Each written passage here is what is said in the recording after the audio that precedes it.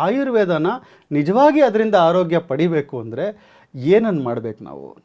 ಮಾತ್ರಾಶಿತೀಯಂ ಅಧ್ಯಾಯಂ ಅಂತ ಹೇಳಿದ್ದಾರೆ ಆ ಅಧ್ಯಾಯದ ಹೆಸರು.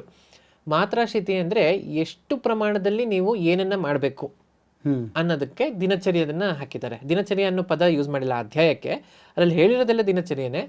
ಆದರೆ ಮಾತ್ರಾಶಿತೀಯ ಅಂತ ಹೇಳ್ತಾರೆ. ಅಂದರೆ ಅಶೀತ ಅಂದರೆ ಯಾವುದನ್ನು ತಗೊಳ್ಬೇಕು ಅಂತ. ಅಂದರೆ ಅಶೀತ ಅಂದರೆ ಆಹಾರ ಅಂತ ಅರ್ಥ.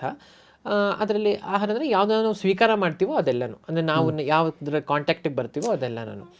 ಹಾಗಾಗಿ ಮಾತ್ರಾಶಿತಿ ಅಂದರೆ ಒಳಗಡೆ ಏನು ಹೋಗುತ್ತೆ ಎಲ್ಲನೂ ಆಹಾರ, ಬಾಯಲ್ಲಿ, ಮನಸ್ಸಲ್ಲಿ, ಇಂದ್ರಿಯಗಳಲ್ಲಿ ಎಲ್ಲದರಲ್ಲೂ ನಮ್ಮ ಶರೀರಕ್ಕೆ ಹೋಗುವಂಥದ್ದು. ಒಟ್ಟಿನಲ್ಲಿ ಅದು ಇನ್ಪುಟ್ ಆಗ್ತಾ ಇರುತ್ತಲ್ಲ ಬೇರೆ ಬೇರೆ ಕಡೆಯಿಂದ.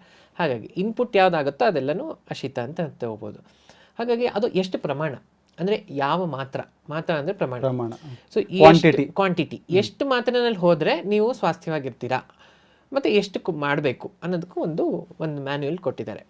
ಅದಾದಮೇಲೆ ಋತುಚರ್ಯೆಯಲ್ಲಿ ತಸ್ಯಾಶಿತೀಯಂ ಅಂತ ಹೇಳಿದ್ದಾರೆ. ತಸ್ಯಾಶಿತೀಯಂ ಅಂದರೆ ನಿನಗೇನು ಅದರ ಅಥವಾ ಆ ಸಂದರ್ಭಕ್ಕೇನು, ಅಂದರೆ ಆ ಋತು ಈ ಥರ ಆದಾಗ ಏನು ಮಾಡಬೇಕು, ಸ್ಪೆಷಲ್ ಕಂಡೀಷನ್ಸ್ ಇರುತ್ತಲ್ಲ, ಕ್ಲಾಸಸ್.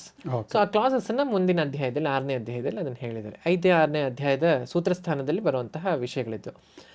ಹಾಗೆ ಬೇರೆ ಇದರಲ್ಲಿ ಅದನ್ನು ಡೈರೆಕ್ಟಾಗಿ ದಿನಚರ್ಯೆ ಋತುಚರ್ಯೆ ಅಂತ ಹೇಳಿದ್ದಾರೆ.